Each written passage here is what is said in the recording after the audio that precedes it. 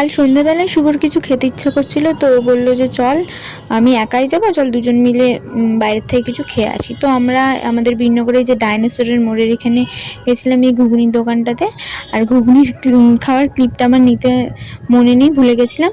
তো তারপরেই চলে গেছিলাম আমাদের বীরনগরের লাইব্রেরি মাঠে জগদ্ধাত্রী পুজো হচ্ছে। আমাদের বীরনগরের অনেক জায়গায় জগদ্ধাত্রী পুজো হচ্ছে। মেলায় যে যাব এরকম কোনো প্ল্যানিং ছিলই না, আমরা শুধু কিছু খাবো বলেই বাইরে বেরিয়েছিলাম।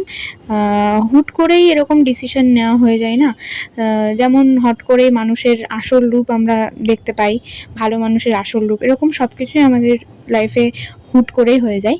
তো এই দেখো এখানে খুব সুন্দর সুন্দর কানের বিক্রি হচ্ছিল, আর মেলার থেকে আমি এই ক্লিপটা কিনেছিলাম, শুভ কিনে দিয়েছিল। আর তারপরেই দেখি এই যে সুন্দর জগদ্ধাত্রী প্রতিমা বিসর্জনের উদ্দেশ্যে রওনা দিয়েছে।